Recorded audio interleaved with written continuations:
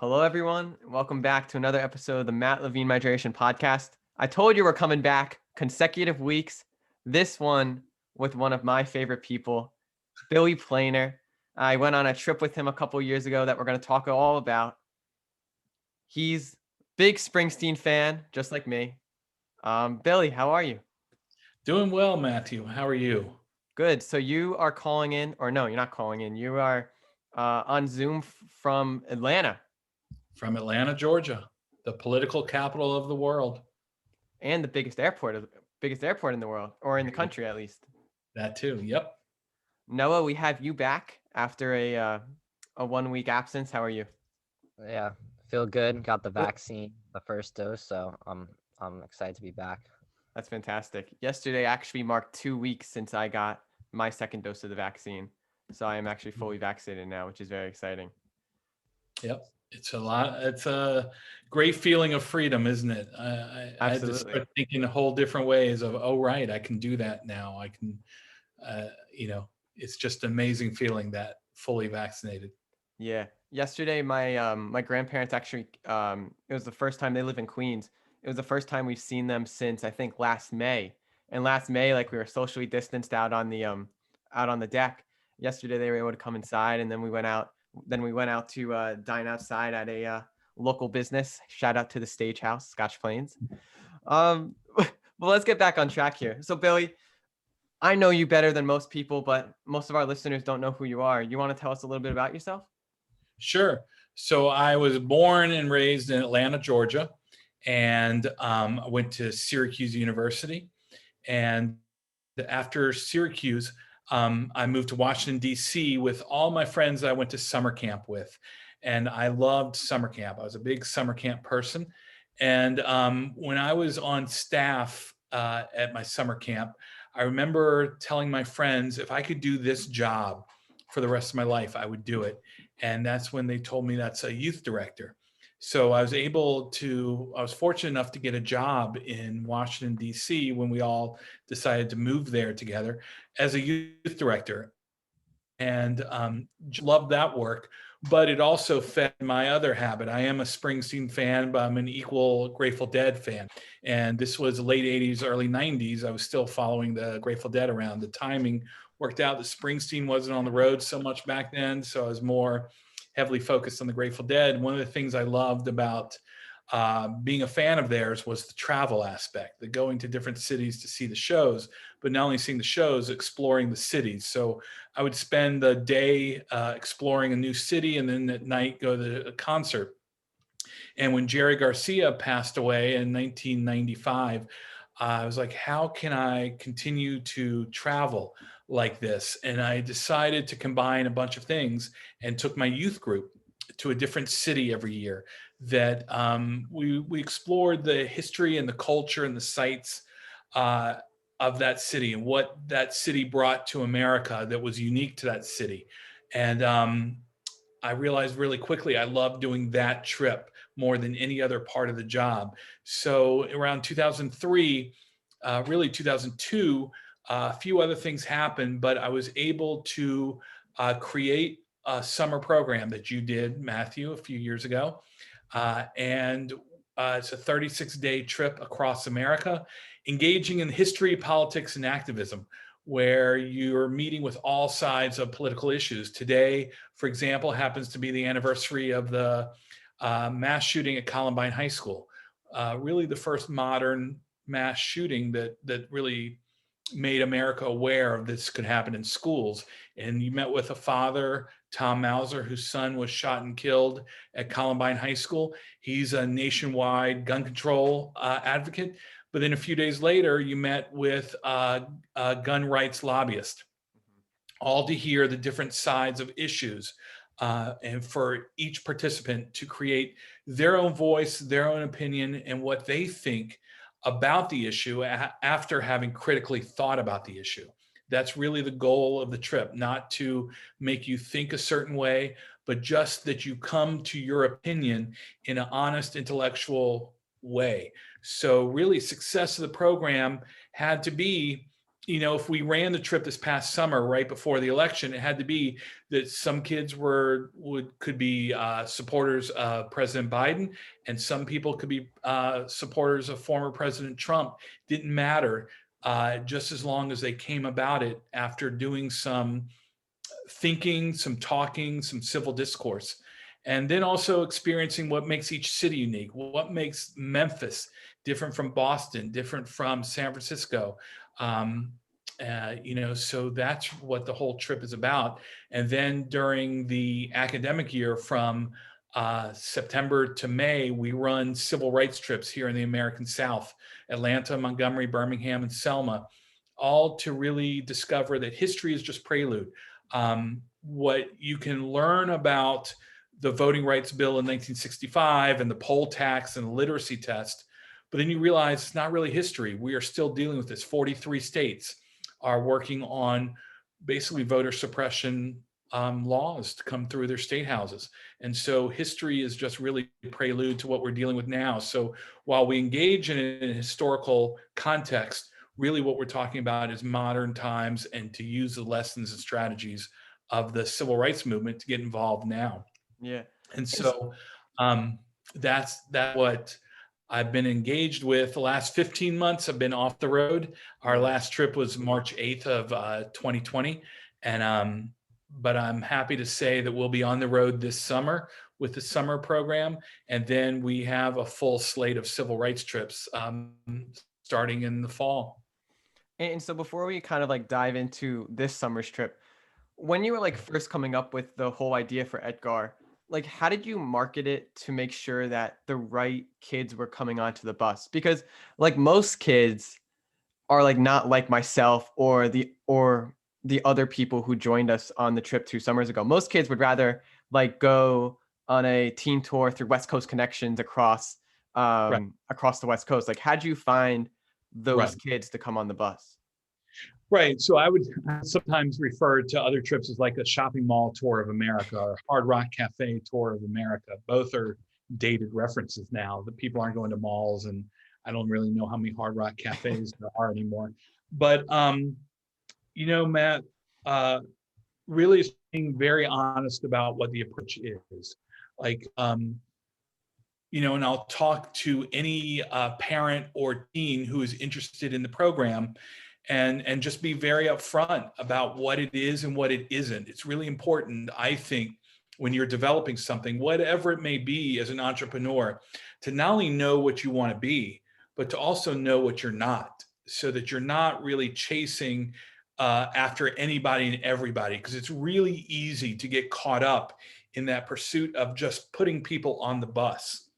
But as you saw, that would be really detrimental to the program to have people on there who didn't belong on there. It's not fun for them, and it's definitely not fun for me.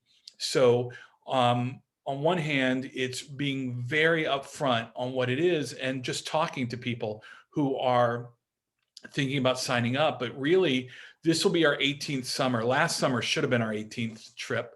It's really now getting to be word of mouth. So by the time somebody's signing up, they really understand what it is. And each summer seems to be a deeper and deeper crew that is committed to this idea of what the program is. Like, I'll hear from, a lot of times I'll be asked by people who are interested, we get the educational piece, we get the meetings, but what about the fun part? They're separating the two.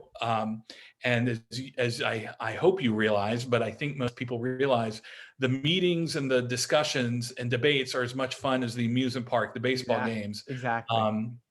So it really falls in line that way. Mm-hmm. And so this summer, especially because in order to kind of like enjoy like the amusement park or like the debates and the meetings, what's going to be different than previous summers with COVID and everything? Well, everybody has to be vaccinated to go, because we're going through 23 states, 26 cities, 23 states. And the way the program works is interacting with the public is a vital piece of it. So unlike other programs, and this isn't a slight on any program that goes across the country, our itinerary matters. Like I can't Yeah. switch out one thing for just something other random thing. I mean, going to the blues bar in Memphis is a vital piece of understanding rock and roll's legacy in Memphis, Tennessee, and what Memphis, Tennessee brought to the table. Going to Dealey Plaza, where President Kennedy was assassinated, is a vital piece of this. So at the end of the day, we realized the participants are going to have to be vaccinated to go. And so as a result, it's an older trip. We lost about 10 kids, had to drop off because they're 14 and 15. We're just not getting around to the vaccination in time for them to be able to go. So it's going to be a slightly smaller trip, possibly, maybe not. Once people realize we are going, perhaps more people will sign up. But we went from like 38 kids to 28, 40, it fills a bus. And so, like I said, hopefully some will sign up. But we're also trying to see what is available, what's open. So other examples, right now, I have no idea if Broadway is going to be open by the time we go. Blue Man Group in Las Vegas. I don't know if that's going to be open or not, but those are really more tangential to the trip, to the program. I mean, they're fun, they're good, and we use it as a way of a lesson in the program, but it's not why people are signing up for the trip. If you couldn't meet with the pro-life and the pro-choice organizations, that's the point of the trip. So Yeah. all the meetings are happening. Right now, we're just trying to figure out where the space is that they can happen, what's going to be open, what's not. Personally, I gotta say, it's going to be pretty interesting in a not so great way. I'm sort of nervous to see what has made it through across the country and what hasn't. Like, there's some bookstores I know across the country that I like going to, but I have no idea what's open and what's not. Is Rendezvous still open in Memphis? Well, the trip would not be happening. Clearly, that is open. They have outdoor seating. There's a little alleyway That's right by. fantastic. So, that's open. So that's really it's just some of the tangential parts of the trip might be switched around some or tweaked, but the overall point of the trip, the major parts of the trip are all happening. And so that's how we knew we could do it. Once we figured out that 16-year-olds could get vaccinated, 16, 17, 18-year-olds could get vaccinated, and that the speakers would meet with us, it was a pretty clear understanding that we could run the trip. In fact, the public health officials that I've been speaking to last year were really clear that there's no way we could run the trip. When I was talking to them basically a year ago, they were just laughing at me, and they were pretty spot on what was going to happen. They're like, the challenge is we could be on the road, and a state, because the way the response was set up, it was up to each state to create their response. We could be coming into California and it could shut down, or we get all the way to New York, they're not going to let us in or let us out. And sure enough, all their predictions, all these public health officials' predictions came true. I mean, I was following what would have been our trip during the summer, and California did start to shut down access into California. New York and the Northeast completely shut down people's access into the areas when we were showing up. This year, when I told them that we were going to only take teens that had been vaccinated, fully vaccinated, they started to all say the same thing. They're like, now that you've mitigated the risk, it is feasible and viable for you to go. And in fact, they're saying you should go because it's probably more dangerous for these teens to stay home yet another summer, get out and about. That's awesome. So you're from Atlanta and you've been running your civil rights trips lately. So what is the pandemic like in the South? Because I know up here in the Northeast, it's a lot different. Yeah. So. Right. So what's your understanding about what the difference is? And I can address that. So a lot of people here in the Northeast are very harping upon masks and social distancing and guidelines. Right. Is it the same way in the South, or are people a little less cautious? Well, so two different things. There's what we're doing, and then there's what is generally happening. Mhm. We're not running too many civil rights trips right now. We decided that we would run socially distanced and outdoor trips for small groups that wanted it. We've only had about 4 or 5 groups of like 5 people each that have taken it up. So it's already a family.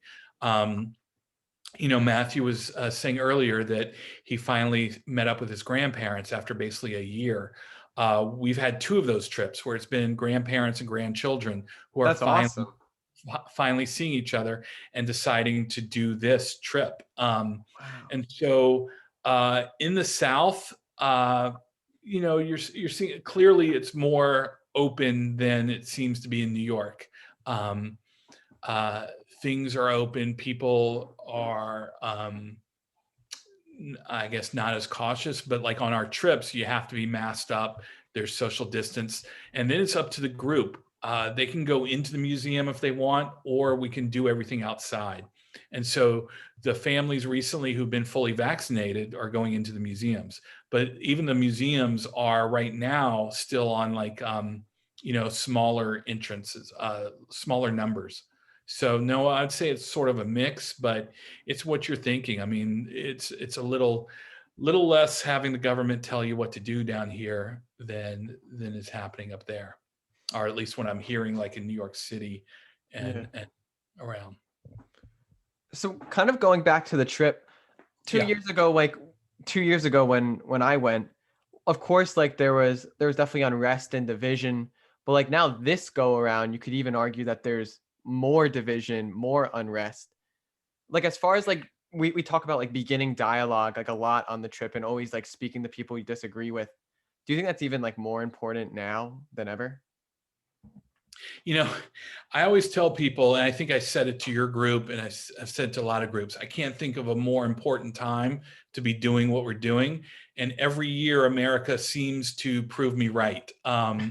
So, especially this week, Matthew, we're going to hear the verdict in Mhm. Minneapolis. And the fear is it's going to make what last summer looked like seem like nothing compared to what could be happening on the streets. And clearly there is a segment of people of color who are like, we've seen this movie before.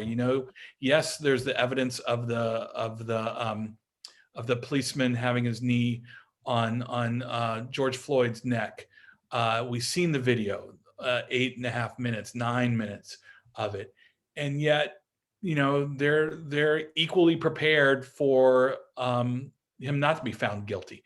And I'm nervous to see what happens. I mean, clearly, we're not leaving till the end of June. I'm not sure it's going to last that long, whatever results may be. Um, but yeah, I think America is separating out, dividing out, me versus you, even worse. And so it's more important than ever to figure out that we can talk to each other. Because I personally think as long as you're talking, uh, things are still workable. You still have your foot in the door of finding some commonality. Um, it's when we stop talking to each other that we're in trouble. So this summer is going to be vital. I mean, last summer would have been fascinating to be out there with what was happening in the streets of America with the election happening. But this year too, with the energy of America opening back up and people being ready to get back out. But unfortunately, America is going to solve COVID before it solves its race issues. So it's always going to be an interesting time to get out there.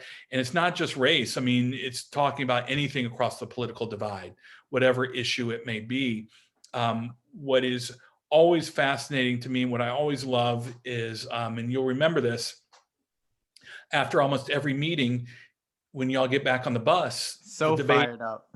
the debates still continue, and then we'll pull up to the amusement park, and those who've been going at it with each other will run off. And then the important thing is getting together on the for the roller coaster ride. Mhm. So all of a sudden y'all are internalizing the major point, which is you can discuss and debate, we don't have to agree. I mean, I think that's such a misnomer in America that we have to find agreement. No, we don't. There's a reason why there's two different parties here. It's different philosophies, and that's fine. It's what this country was founded on.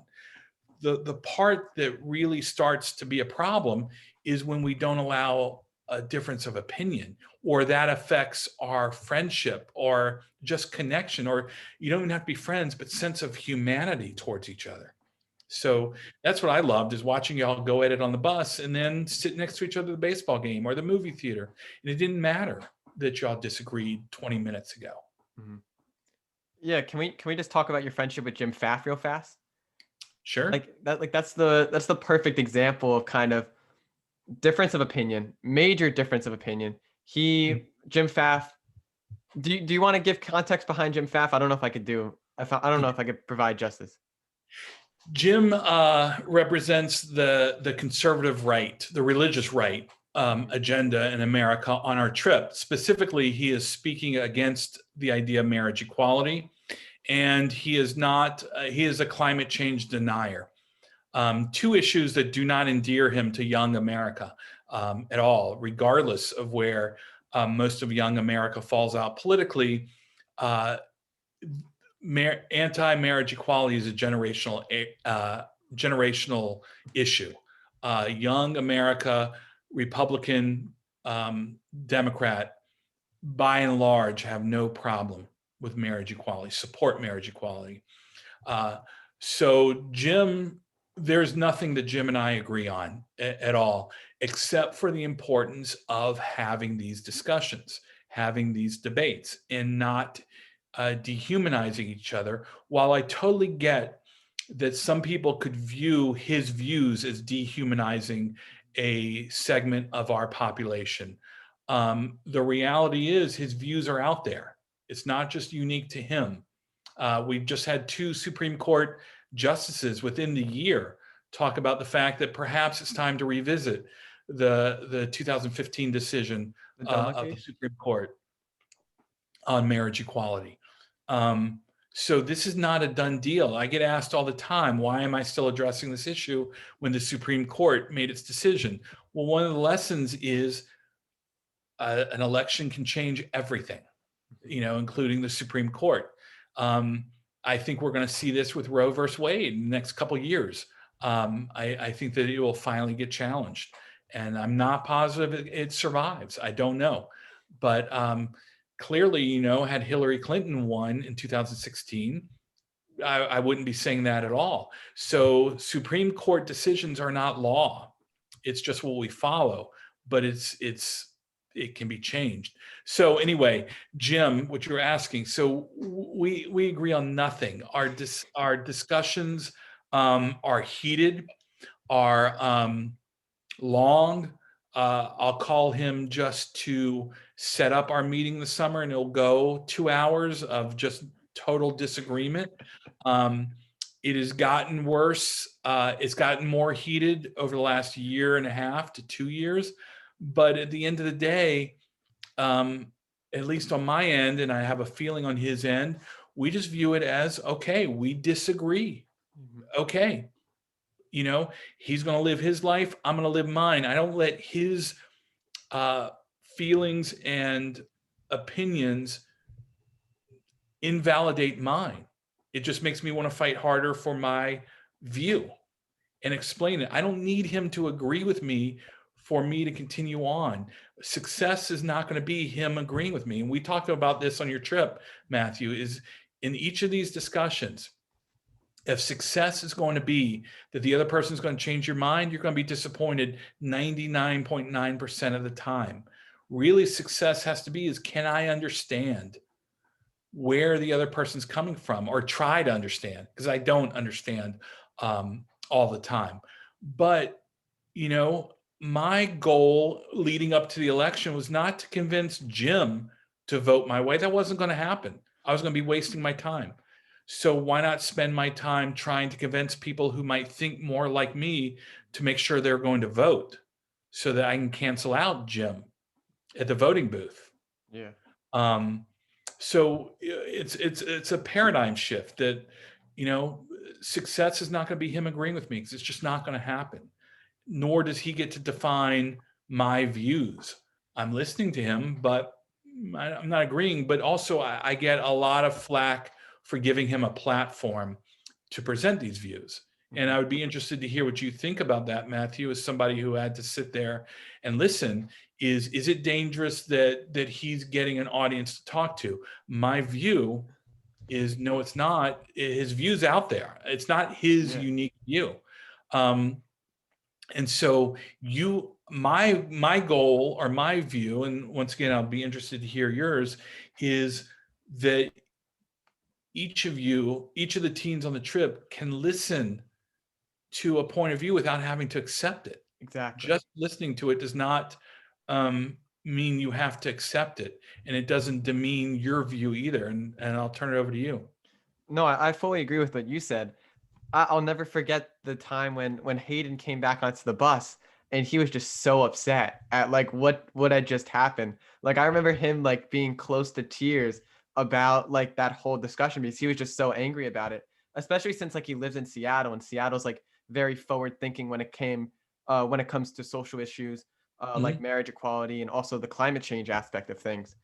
Yeah. But like then again, like we're there just to listen. Like you just said, just because he's presenting his opinion, it doesn't mean we have to go out, agree, and then lobby for that opinion. We could listen to what he has to say. And honestly, that's how like the connection piece that you often talked about on the trip. That's how we become connected with one another. Like even though we have like these distant ideas, we must listen to one another. Noah, what do you think? Yeah, no, I agree. Conversation is always the first step, it seems, with anything.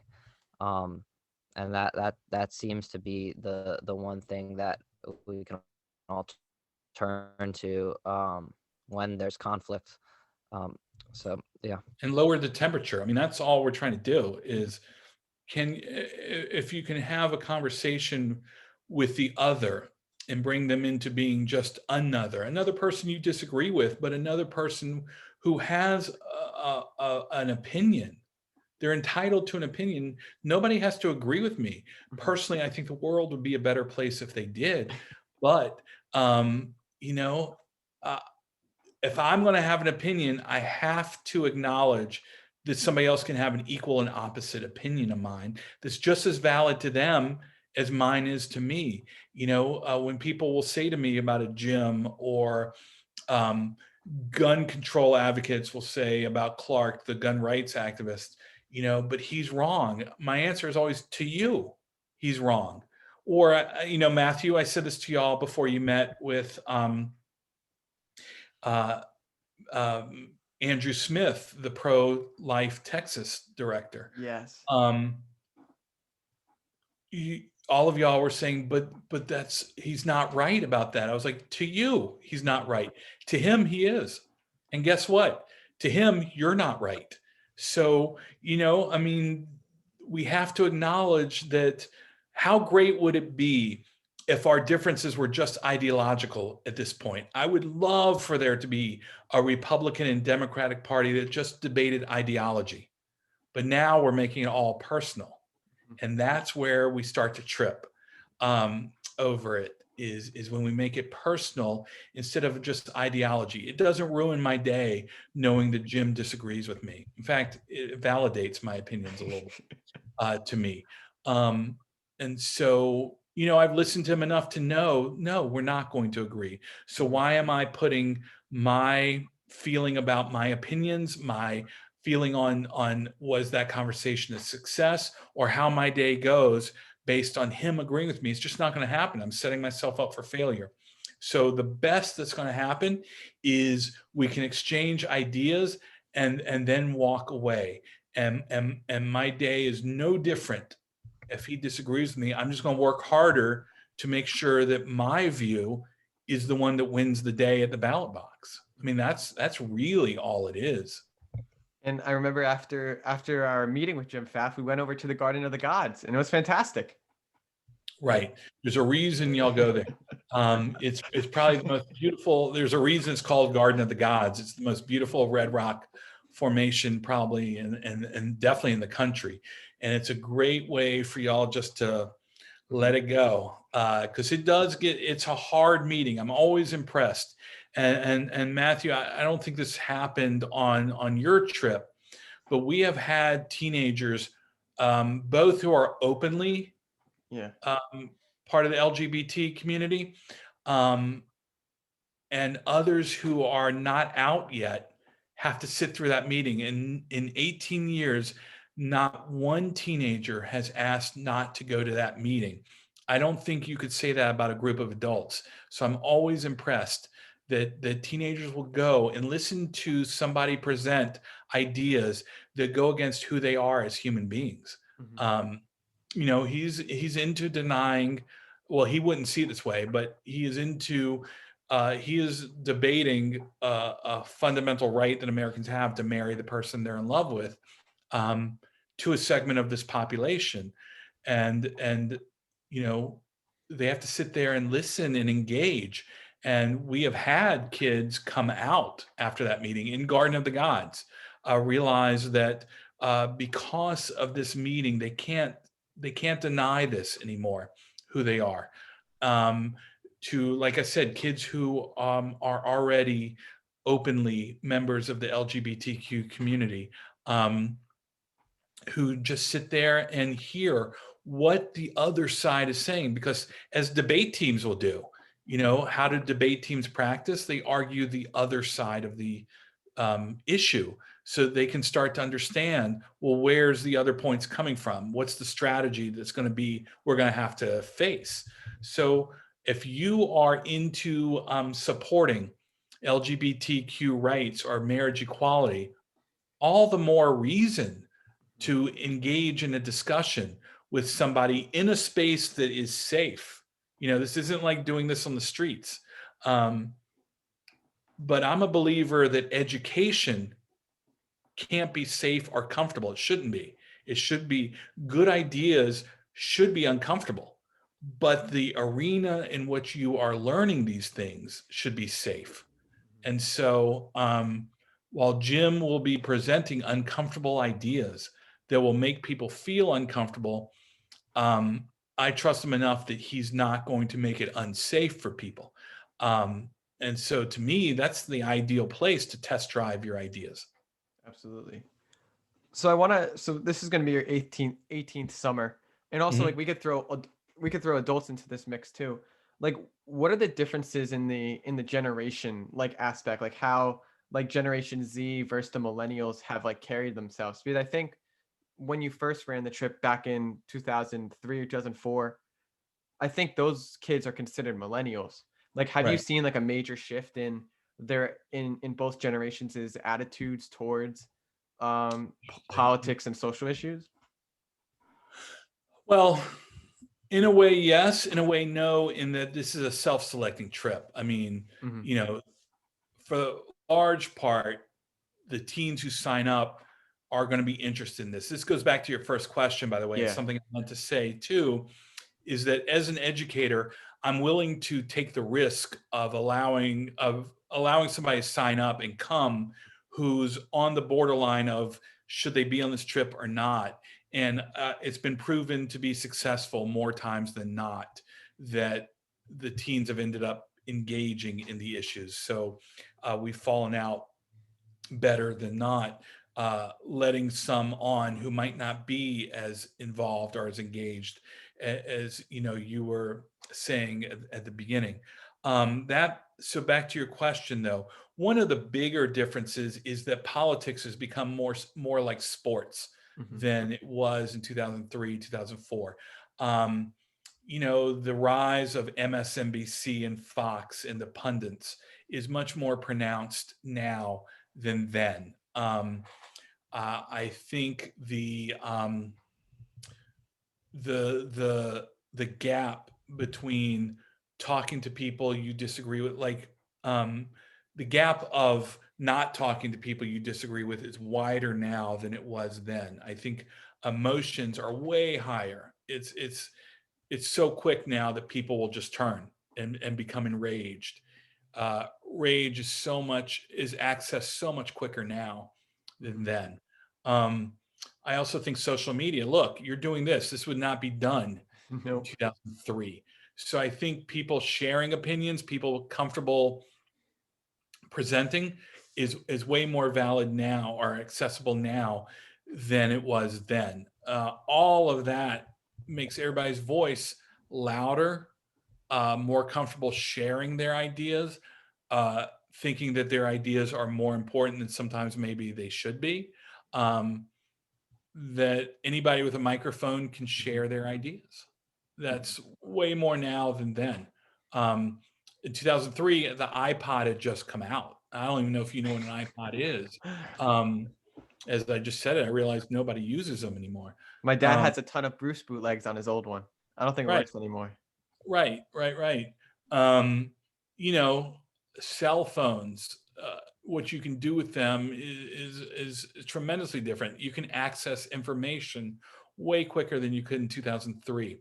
So while I think the participants' um, desire to have the summer experience is the same, the way you experience it is different, Mhm. and the emotions around it are different. On the adult level, you asked about adults. I think that one of the big differences is civil. So I only interact with adults on our civil rights trips. And it seems that America has caught up to where Etgar has been, in that this is really the issues of civil rights, the studying of Montgomery, Selma, and Birmingham, the civil rights movement, the whether you want to do it or not, truthfully, is different than actually talking about it. The idea of talking to people you disagree with is of the moment right now. And so that's very different than 2003.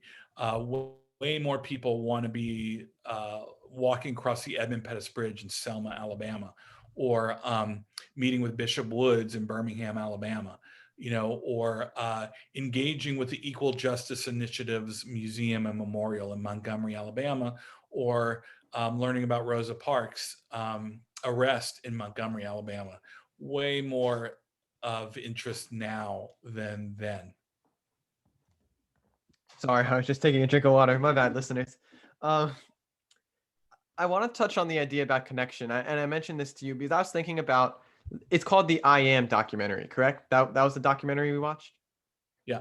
I was thinking about that the other day because we were having an interesting conversation in school about like this idea of how everyone and everything is somehow intertwined together. Where Mhm. did you kind of first come up with that idea or first come to the realization of that idea, and how have you tried to like pass that on to Edgar? Right. So, like a lot in my life, Matthew, I only really see how it happened in hindsight. I'm always impressed by people who understood how this led to that, led to that, led to that, looking forward. And Mhm. I'm wondering how many people actually do. Um, I don't. I always see it in hindsight. So how did I get to why is connectedness so important to talk about?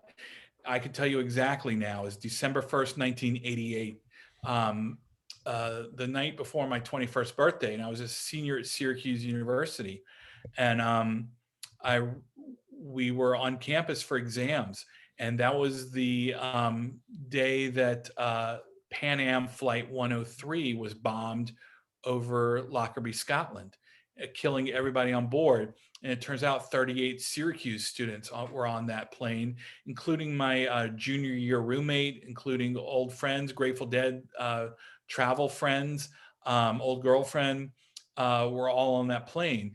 And quickly I realized I am connected to people and events that I don't even understand or know about, because the conflicts that happened between America and Libya that caused the Libyan terrorists to place the bomb on Pan Am Flight 103 that blew up the plane really started when I was like 13 and 14 and really not connected to the issues around me. So I quickly realized how important it would be to make connections to other people as a way of preventing um, them from doing harm to my life, because there was a bumper sticker on your bus, Matthew, and there's one every summer on the bus that says, if you can see yourself in the other, then whom can you harm?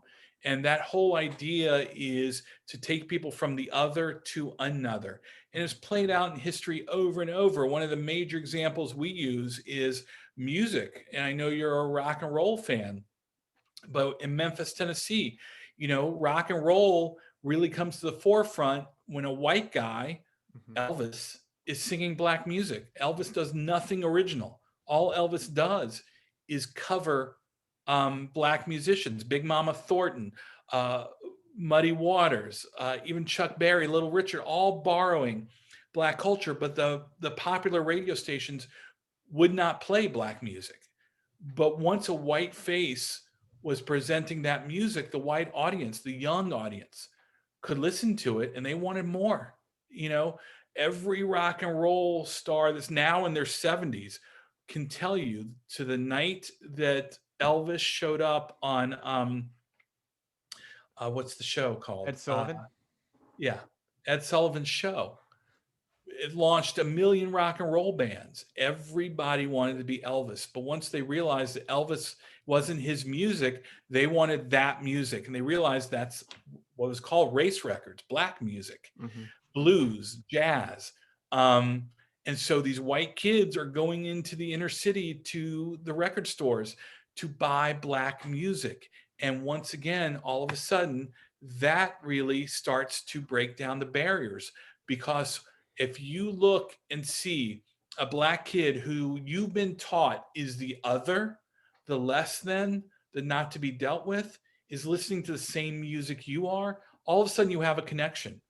And all of a sudden you can talk about the fact that your parents hate this music, which means you love this music, and how your older siblings may have gotten you to engage with this music, and what this music means to you. And all of a sudden you have a connection, right? And all of a sudden that black teenager goes to the white teenager, goes from being the other to another. And so this is why, half the black music community loves Elvis, because he took their music to the masses. Though half the black music community hates Elvis because he appropriated or stole their music. Little Richard, Chuck Berry, um, gosh, all of these, Sister Rosetta Thorpe, all of these musicians Yeah. were doing the same thing, just not getting the airplay on white stations. It took a white face to do it, and we've seen this over and over and over in history. It takes somebody who looks like you to get you involved. You got to see yourself in it. Hmm. You know. And going back to the quick story you shared about your experience, Mhm. I'll never forget when, so it was after, so in Oklahoma City, and Oklahoma City was actually a great place. I really enjoyed that part of the trip. So we Yeah. went to the FBI building, where the bombing happened, and we saw that memorial in the day. It was around like probably 2, 3. And Yeah. so then we went to the baseball game. Everyone's having a good time. And so I think like we're on our way home. We're on our way to I think it was like a Hyatt that night. We had a suite. I was so pumped about that. We were on our way home back to the Hyatt, but then we just stopped, and everyone's like, what are we doing? Like, what is this? And so we came back to the Oklahoma City bombing memorial. And for me, that was probably the most powerful moment on the trip, to kind of Mhm. see everything lit up. And like you have like the lake, and then on one side it says 901, and then on the other side it says 903, or it's either 902 or 903. No, you got it. 901 and 903. And to think that between those 120 seconds, million, probably thousands of lives were changed, including the families of the victims. Like that was crazy to me. And then you shared your story in front of the memorial. And so that's probably one of my favorite parts of the trip, or one of the most powerful parts of the trip for me, just to see how quickly things can totally change. Right, right, right. And by the way, the 26th anniversary of that is tomorrow. It's Wow. been this week in American modern history is just filled with major events, from Columbine to Oklahoma City to, we'll probably get the verdict in Minneapolis. There's other things that have happened this week. in American modern history. It's a tough week. But yeah, part of the thinking of that, Matthew, is uh, one of the things I'm trying to do is really get young Americans to realize it's not all fun and games, but it also can't be all seriousness. Like life is both. Life is a balance of all of it. And so that's why I spring that on you. But also, you get to see the difference that just something basic like lighting does to a memorial. It's that memorial, while powerful in the day, you can't even understand the power of it at night. You know, in a weird way, it's weird to say I'm glad it worked for you. And it is a momentum stopper. And I'm always like, should we? But then I think the lesson really comes across is, while having fun, you got to keep your eye on the fact that it's not all just that.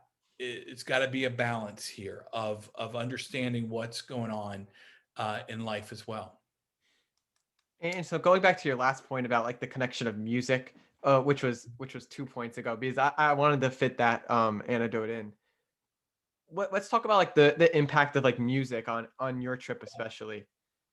Well, like coming in, I knew that you were a big Bruce fan, but then also like I learned like you compiled that Spotify playlist for us at the end. Like I learned so many different types of music and artists from you. Like what has that been like throughout the years, kind of um finding different artists, finding new songs, whether it might be from some of the people who are on the trip, or like just through your own like research and discovery.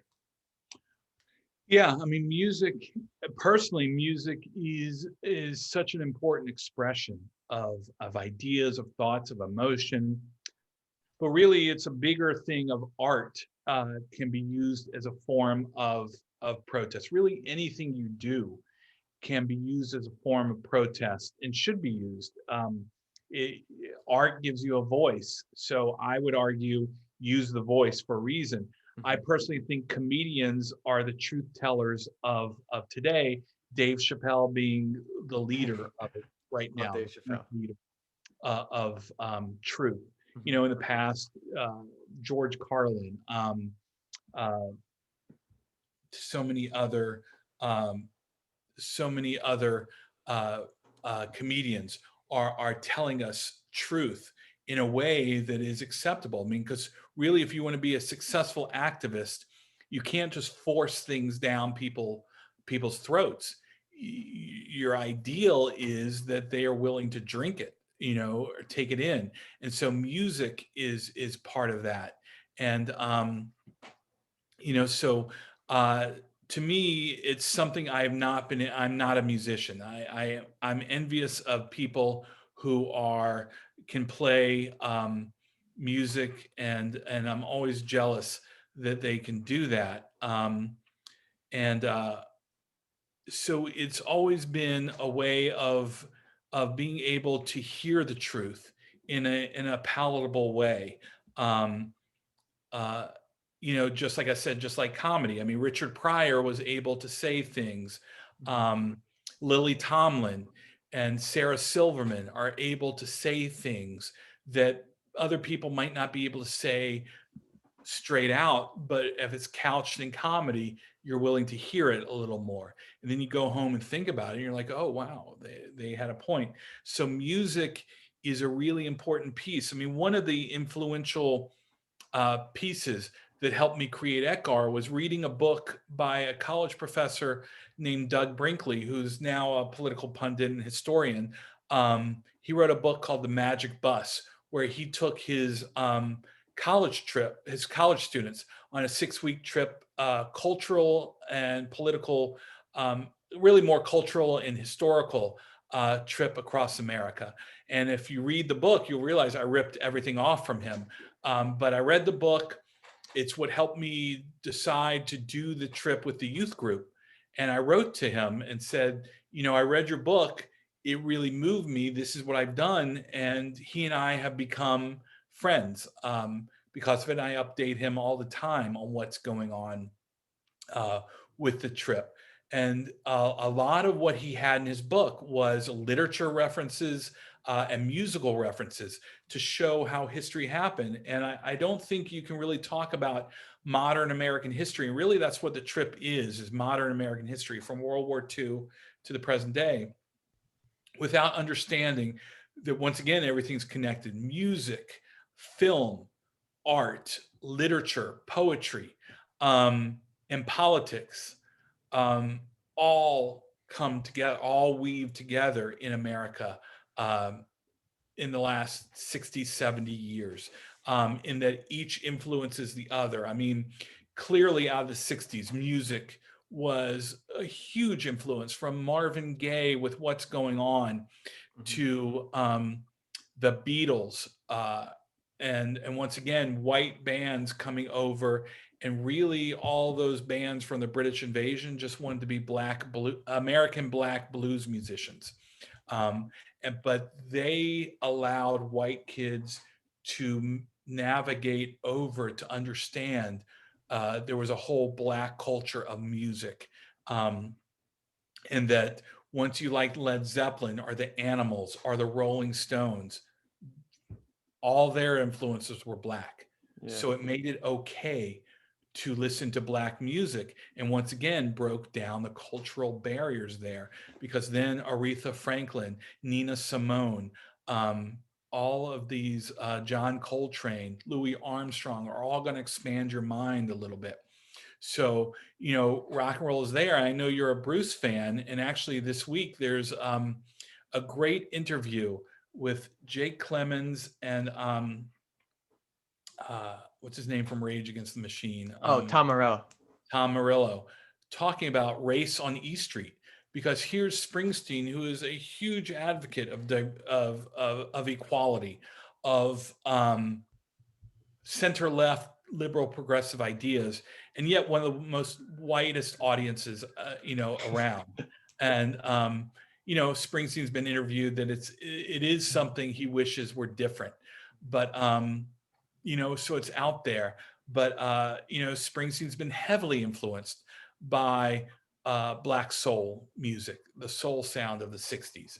And so rock and roll has completely influenced what we've done. And you can see, we talked to the group before you go to Memphis. The night before, we talk about the history of rock and roll, from country, gospel, and blues, how they come and intersect and just um, move around each other. And then also the social movements coming in, women coming to the rise. Um, these are just single examples. David Bowie mixing in feminine and masculinity to create, to loosen the boundaries between the genders, Yeah. play around with this. And so culture, I think, always goes hand in hand with political and social change. Mhm. Um, I think music is always the soundtrack of a revolution and for a revolution. So music plays a large part in the trip.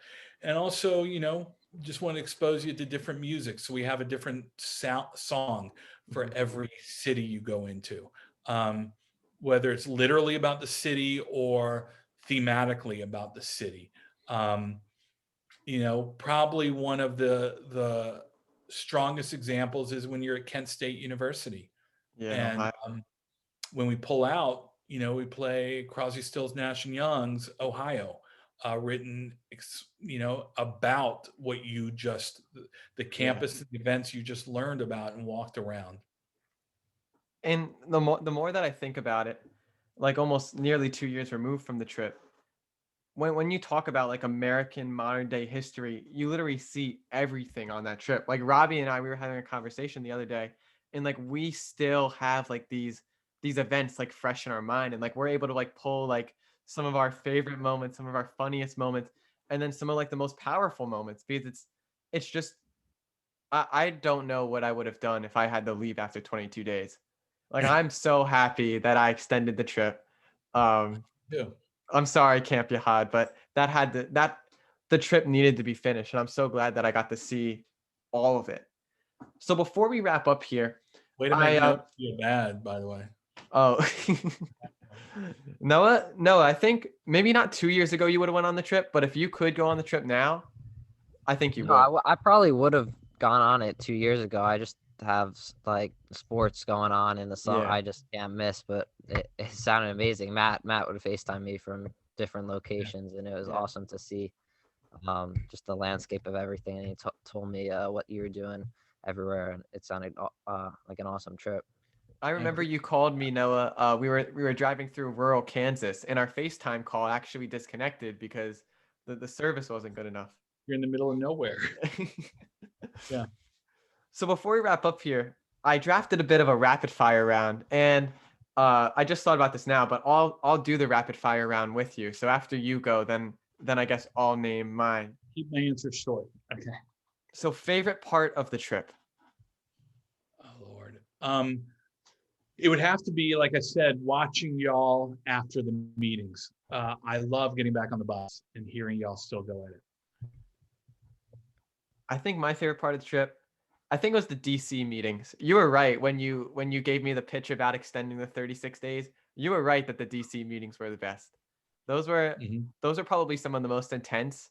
And then just kind of meeting with APAC and J Street. Like last year, I was going to Hebrew school, and like we began talking about like Israel and like one party, two party, and like I remember I used to steal the microphone with my knowledge about the APAC and J Street.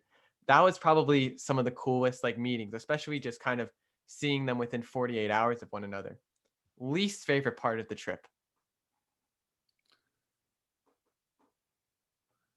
Here's the thing, Matthew. I created it, so we're not doing anything I don't want to do. Um, in fact, here's the thing. I don't know if you're going to like the new group or not that's going this year. The part I didn't like the most was the overnight rides. We're not doing it. You're not doing the overnight ride this year? No. Last summer, when Oh in my mind, man. I was thinking every day what should be happening.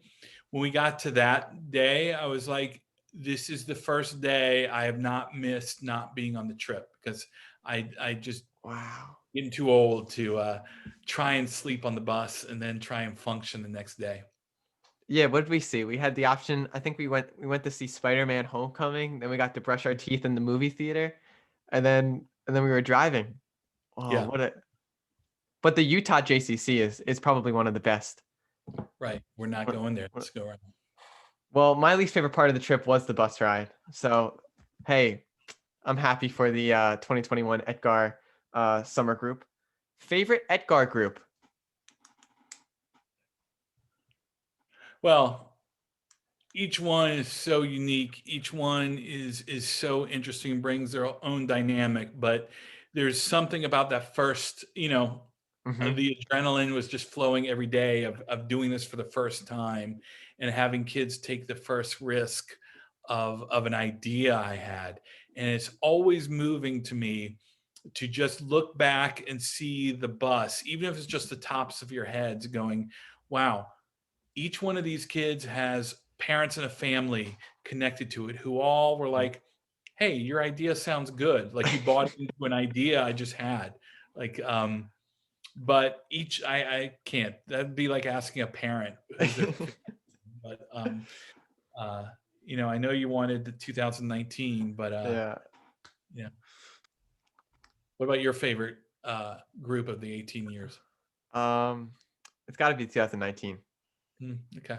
It was a bizarre group though. There were some funny moments of that group, but it was a good group. Good. Good, good. All right, favorite city. Oh, this is always tough. In fact, I get made fun of by a lot of the groups in that I'll start without knowing. I'll say this a lot of, this is one of my favorite cities. And then I'll talk about that city. And they're like, but you just said that about Denver or San Francisco. Um, mm, each one brings, once again, we're in cities that I want to go to. Um, so I don't really have one. I mean, Memphis works its magic, though. I gotta say, I think Memphis is always underrated or not really thought about, and always ends up being a good experience, powerful experience for people. But I really also enjoy those Rust Belt, the couple days of I think where nobody has any expectations of Little Rock, Dallas, Oklahoma City, because I think all of a sudden you realize, it's easy to like Las Vegas. It's easy to like San Francisco, It Boston. is. You're right. And so when all of a sudden you're seeing, wow, Oklahoma City's got some interesting things going on.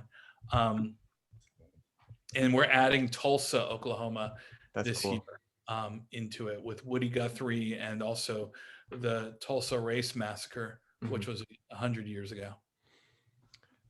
So I think favorite city. I could definitely give you some least favorite cities. I could give you Dodge City. Hmm. Dodge City, the pizza there. It was from like Pizza Hut. That was fun. And then Montgomery, I'll never forget. It was day 2 of the trip. I Yeah. think a bunch of us went out to eat sushi in Montgomery. That Hmm. was if I had to choose again, I probably wouldn't eat sushi at Montgomery. But I think my favorite city, and you're right, it is easy to like San Francisco, and I love San Francisco. I love San Francisco. Yeah. Then Philadelphia too, or DC. This is a hard one, but Memphis, you're right. Maybe Memphis. I got a free Pro Jam poster in Memphis, the record store there, and then Rendezvous. All right, I'm talking too much.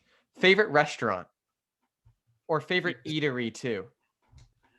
Well, Rendezvous is Rendezvous Barbecue in Memphis is my favorite. And I love everything about it. You got to go an alleyway to get there, to the taste of it.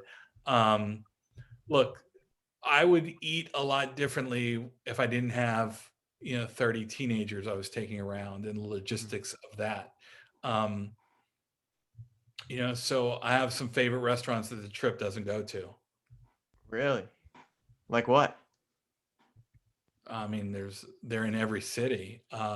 As you were talking about sushi, there's a great sushi place in Denver, Uchi. It's also in Austin, Texas. How weird that one of my favorite meals in the world was a sushi restaurant in Austin, Texas. That's And crazy. they just opened up in Denver. And I actually sent y'all to the amusement park, and I met up with y'all because I went to the one in Denver that night. That's awesome. But look, it's as easy as Jim's cheesesteaks in Philadelphia. I That's find those true.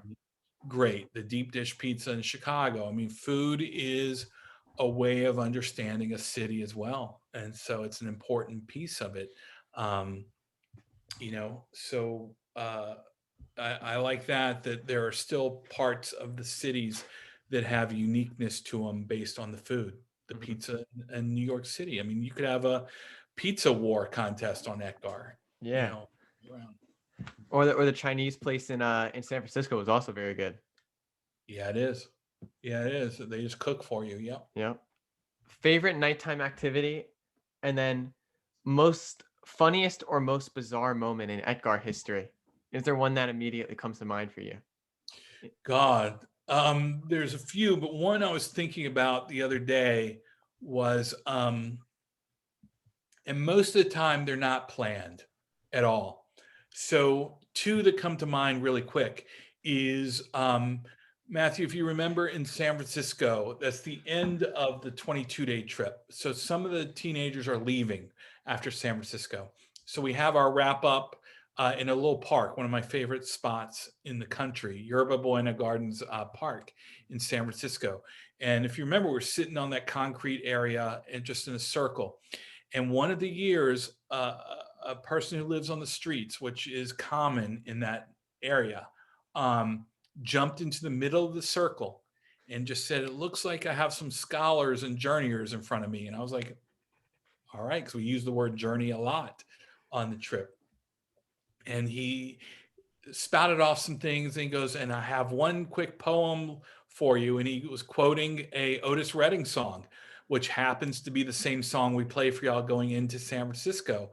And he got to the part, it's Dock of the Bay, and he ended his saying by the lines of, "I left my home in Georgia, headed for the Frisco Bay, which is exactly what the trip did. And then he jumped out of the circle and walked off. And the teens all thought that I had staged that, but it was just a guy off the streets who just did that. The other one was the second summer in 2004. We had a much smaller bus. There's only 12 kids on the trip. I think I heard this one. The bus broke down a lot. And we were right after Kent State. We were leaving Kent State and the bus broke down, and we took it into a mechanic there. And the mechanic was talking to some of the kids on the trip. And one of the things I love too is that you all become very comfortable talking to people and telling them what you're doing. Everybody loves somebody on a road trip. And he came up to me. He's like, well, it's going to be about another 45 minutes, but can I bring in dinner for y'all? Because I would like to talk to your group. Turns out he was in the National Guard that day, and he wanted to tell his side of the story. And it's just amazing when it works that way. Wow. I think, what was the story you thought I was going to say? I was thinking about, wasn't there a bus driver that you had before Earl, and like he ate too many Big Macs or something, and then like he couldn't drive the bus? That was the very first driver. That's how we got to my second driver stayed with me for a long time. But yeah, he got a little sick eating too many walnuts. What was the first part of that question? Oh, favorite nighttime activity that you have? I do like the impact of bringing y'all into the memorial in Oklahoma City. I know you're probably asking about the more fun things. I love the old school amusement park in Denver. I mean, it's not what you're thinking, because you have to actually pass a Six Flags to get to where we're taking you. But it's an old school, not trying to be old school. It is old school amusement park with old school neon everywhere. And I love that part of the trip, that it's not what you normally think about. It's not what you would normally do. And that's where we end up going. I think one of my favorite parts of the trip was when, I don't know if this was planned, this wasn't planned this way, but the bus broke down in New Jersey, and then we were on our way to Philadelphia, and then we didn't get the Jim's cheesesteaks until like 10:30. And then that was fantastic. That was probably one of my favorite nighttime activities. And then the following day, we got donuts from the Amish place. Yeah. Is that your favorite donut place on the trip? Definitely one of them. I mean, you can't beat the quality for the price either. It's like 50 donuts for like a nickel. It's good stuff. My other favorite activity, I don't want to dismiss this, is when we go to City Lights Bookstore in San Francisco. Yeah. And I've learned about the beatniks, and it's not really a talk or lesson that I think y'all really like. It's much more self-centered, and that I like it. If I could go back to a time in America, it'd be like the late 50s in Greenwich Village in New York, the beatniks into the counterculture. But all of a sudden, it seems like y'all start to get it when we show up in San Francisco and we go to City Lights Bookstore, which was their hangout, and the first paperback bookstore in America that sold their books too. And a bunch of y'all go up to the upper annex that has the beatnik writers, and you buy your Kerouac there, or your Allen Ginsberg Howl there. I enjoy seeing that part too. Absolutely. So Noah, do you wanna be the one who asks the final few questions about Bruce? So me and Billy can favorite Bruce album.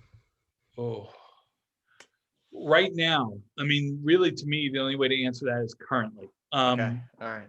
Because it changes, but it's been here for a while. I'm partial to Magic.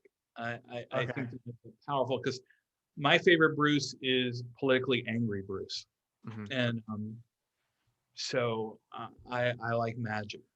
All right. I'm not gonna go the same as you, even though I do love Magic. I also love The Rising. I think that's a criminally underrated album. Any fan who says that Bruce hasn't written any good material in the 2000s is just like out of their mind. Well, not paying attention. I'm also not one of those music fans that are like, anything that's recent it can't be good. I don't care when it was written. Good music is good music. So I mean, I like High Hopes. I like Wrecking Ball. I Hmm. think they're all really good albums with some really good stuff and some stuff I wouldn't put in there. Um, Agreed. I mean, Harry's Place doesn't need to see the light Yeah. of day, in my opinion. But Rocky Ground, I think, is an amazing song. I Land of love. Hope Dreams, my favorite song Mhm. of his. Uh, when I need that. So yeah, I agree with you. And also, so I'm 54, which is his age, I think, if I did the math right, when he released The Rising.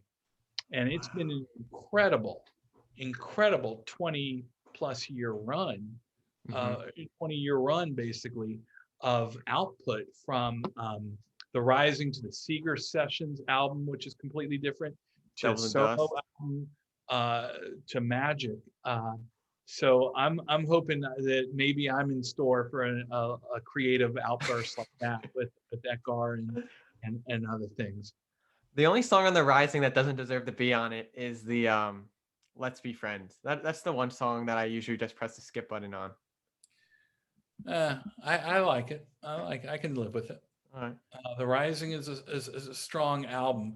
I gotta be honest. I'm over the song, The Rising. Like it's just Yeah. it's all the time. So, but all in all, a very strong album, And then Darkness. I'll throw in Darkness too. It's a great album. no doubt, no doubt. All right, Noah. All right. Favorite Bruce tour. Ooh. Can this be tour that you've listened to or a tour that you've seen? Whatever you want it to be. All right. Tour that you've listened to, just so I could throw in past tours that I wasn't alive for.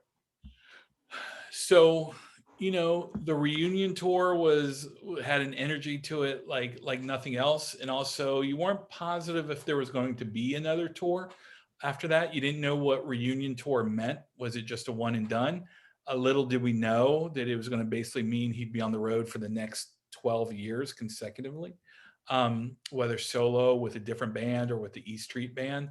But going back to liking angry political Bruce, the Magic Tour, because it's also one of my favorite albums, um, was just powerful. But also, I love the Seeger Sessions tour. Like, it's just a fun album, great music, great musicianship, and I'm giving you multiple answers. The other little tour I liked was in 2004 when he did the Vote for Change tour with Art. I saw him with REM, Art, right? yeah, in Orlando, and he seemed much more relaxed because he did the weight of the show, entirety of the show wasn't on him. Hmm. So there was a looseness that I really liked. But and I gotta say, on power and strength, the last run I saw, the last leg of the 2016 tour, That was those last unbelievable. shows that were in the fall of 2016, 4-hour shows in Philadelphia were just incredible. And I Mhm. was fortunate enough to see a huge chunk of those shows. And so that was just amazing, that run where he just brought out the old stuff too, and then just threw everything out the window and played whatever he wanted. And going back to so you were there the first night that he played American Skin, right? In 1999? In Atlanta. Yeah. Yeah. What was that like? Nobody knew. He didn't talk about it. He didn't announce it, but he had actually started the show with a brand new debut too of Code of Silence. Hmm. Um, and so I got to be honest, when American Skin 41 Shots came on, I was picking up parts of the song, and I thought it might have been about Columbine. I didn't make the connection immediately, and then it was talked about what it was, and then he played it in New York, and of course it became Yeah. very well known about what it was all about. But I don't remember knowing that it was coming, and I don't remember him really talking much about it. If anything, it was just he may have announced that this is a new song. Um, and I remember listening to it. I was there with my older brother, and just I'm like, wow, this is about some shooting, and I just immediately went to Columbine because don't forget this was, you know, not long after Yeah. Columbine. This is July of 2000, actually. Um, Hmm. so it was a year after Columbine. I think for tour, since you went Magic, I'll probably go. I love the Working on a Dream tour. Like the final shows in '09, at least the ones that they released on Archive. Mhm. The show in Buffalo, Clarence's last show. Um, Opening with Wrecking Ball on that show. Like I wasn't a huge Wrecking Ball fan before I listened to that show, and it's Yeah. completely changed my thoughts on Wrecking Ball. I think that's an incredible song. It is an interesting song that he took a song that was about the destruction of Giant Stadium Hmm. and then made it about the economy. Actually, Yeah. the failure of the economy is a fascinating, fascinating thing. But I like working on it. I think that's a vastly underrated album. I know people hate that album. Hmm. Um, I think it's a huge, upon further listen and history, get some time. I think it's a really good album. I've always loved Queen of the Supermarket. Oh yeah. It's a great Why? Because you song. like the song that he curses. That's what my dad used to tell me. Yeah, but yeah, that is actually pretty funny. Noah. All right. Favorite Bruce song. All right. So once again, it's what you need from it. Hmm. Overall, two really stand out, and they're diametrically on opposite ends of what you need from it. Land of Hope and Dreams is everything to me. And actually, I like the original Yeah, I version like the original version too. much more. The New York City reunion tour Hmm. album. I forgot if it's off of High Hopes or Wrecking Ball. The Tom Morello-ized version of it. Um, but I love when he plays it. I love when he yells it out. I don't know why I like that, but I love when he yells out "This Land of Hope and Dreams" to tell you it's a song when we all know what it is. Yeah.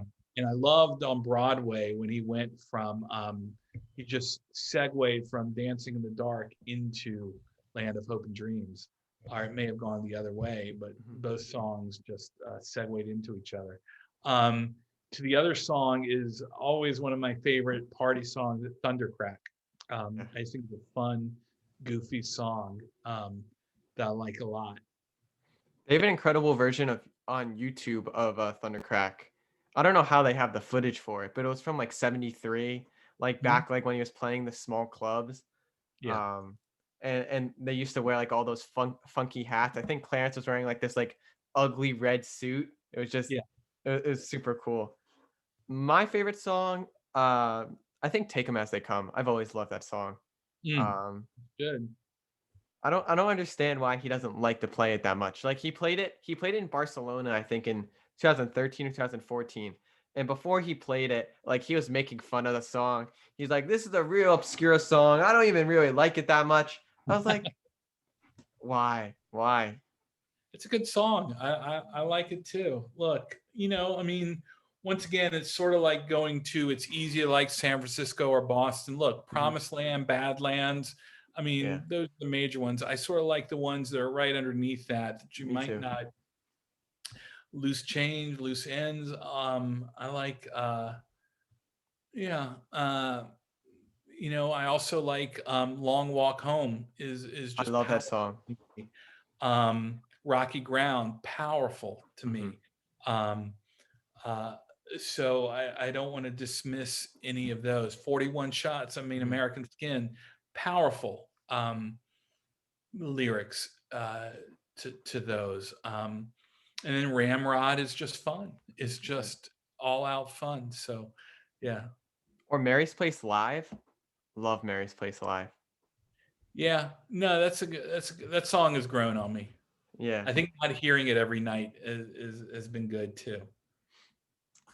Last And All by the one. right. way, Dancing in the Dark, I think is vastly overrated and underrated at the same time. It's grown for me. I always liked it, uh, but I appreciate the lyrics are way deeper than you Mhm. might think. I think based on the music and the video, um, makes it sort of a throwaway. But those are some powerful, insightful lyrics there.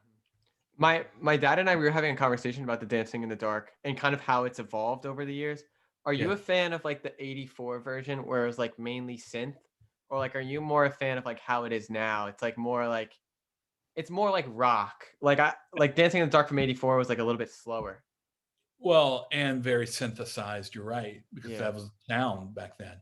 I think there's a middle ground, uh, in that nowadays it's become so routine. I mean, it's in every show at the same spot.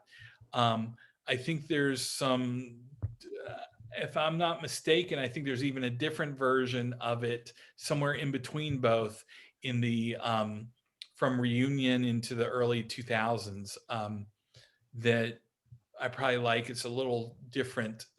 It's not as synthesized, but not as fast as it is now, either.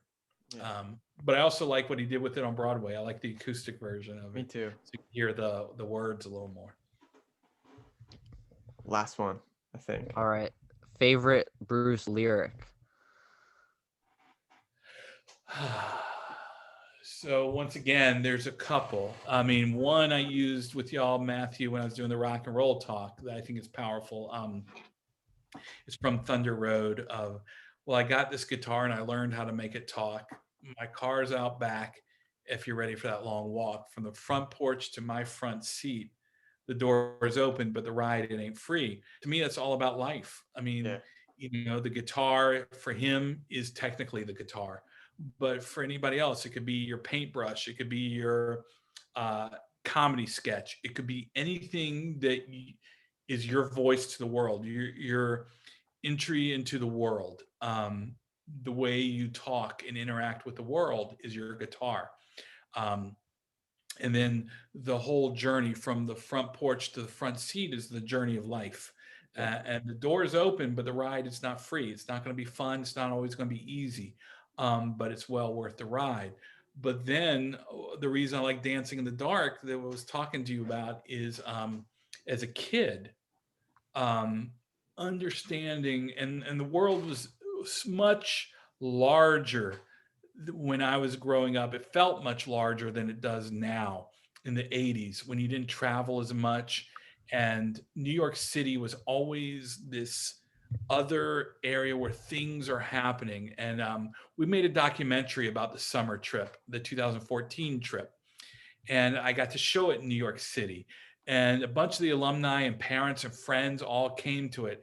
And when I got up to speak after the documentary, I said, let me just take this in, because I'm in New York City. So growing up in Atlanta, anything that was cultural and important was happening in New York City. If it was happening in New York City, it was important. And so I wanted to appreciate that here I was in New York City. And there's a lyric in Dancing in the Dark.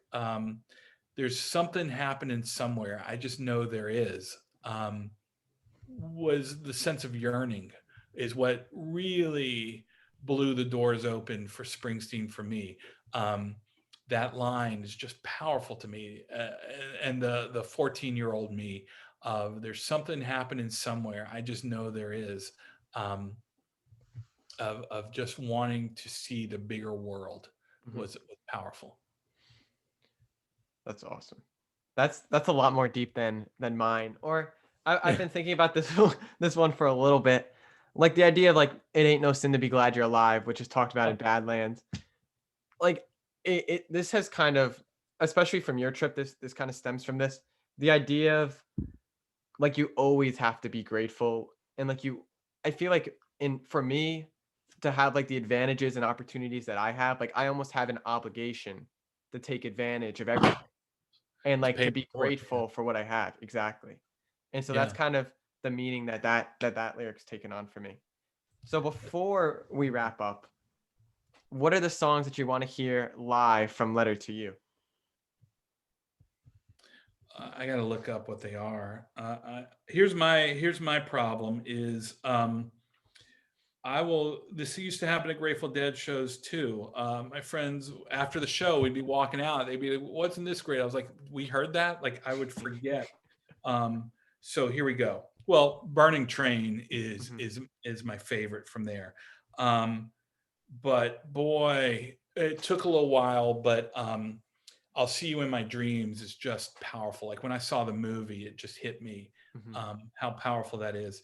And lately, I've really started to like House of a Thousand Guitars and The Power of Prayer. They're not normal Springsteen songs that I would normally gravitate towards, but I like those.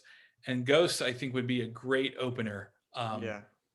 to the show. Start off with that drum beat in the dark, and then when he kicks in with the first line, have the lights hit him. But really, uh, Burning Train, I just think, because I've also, it's a companion song to me to Lucky Day. Hmm. They seem very similar to me, and I like both of them. I like the sloppiness, the almost. I heard him describe to Max how to play the drums. And it's like on that song, it's like you're almost falling over the drums, Huh. tripping over them, and so I just love that feel of it. Super cool. Yeah, I'm really looking forward to when they come back, and maybe he'll break out some Western Star stuff. Like that album too. That album was addictive. I mean, we talked about this because it was Yeah, released right before your trip, um, and always looking forward to waiting on a sunny day to see if you can get back and reprise your your yeah. role in that song. I gotta say, one funny incident. I told you this was on my way to meet your group on the first day. I was listening to E Street Radio, and it was concert time, and they were playing that show. That's so Uh, funny. and as I pull up, there's little Matt on That's stage singing his piece. Uh, fantastic. your voice definitely got a lot deeper since then. Well, Billy, thank you for spending over an hour with us. We're gonna Oh, put everything about Etgar in the podcast description below. So mhm. listeners, please check that out.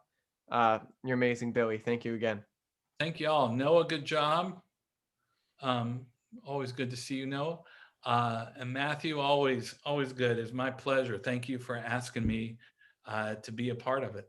You Absolutely. know, you are, in a way, you're the cover boy of Etgar 36, because that picture, when that New York On Times the New York article Times. came out and people were posting on my Facebook page, I had like a whole long list of just pictures of Matthew Levine,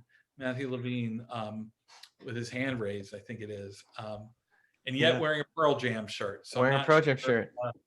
I'm not sure JLM management, Springsteen's management. You might have missed the boat on that one to be able to get in there. Perhaps he would have seen it. I'm sure he reads the New Yeah. York Times. I remember scrolling through the comments on that New York Times article, and someone said something about like this red-haired kid on the cover. Like it was very funny.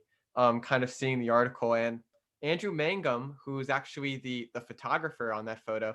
I still follow him on Instagram, and I do have his business card on the corkboard. So I was sure to thank him for that. After the article came out, I Hey, remember thanking him. send me his info because I wanted to get some of those pictures, and he told me he would send them to me, but I don't have All right. Andrew Bingham. Yeah, some of my friends who are Pearl Jam fans are like, "Hey, love the kid with the shirt on there." So you definitely got noticed there. Awesome. Well, thank you again, Billy. And Yep. listeners, be sure to check everything out about Etgar. Noah, anything before we go? No, just thanks for joining us. It was a blast. Yeah. You're welcome. It was my pleasure. Thank you for having me. It was a lot of fun. And the NFL Yep. draft isn't far away, but the Vikings took Justin Jefferson last year. And of course, he had to be a superstar. But we'll talk about the NFL draft in a few episodes from now. But thank you again for listening, and have a good one, everyone.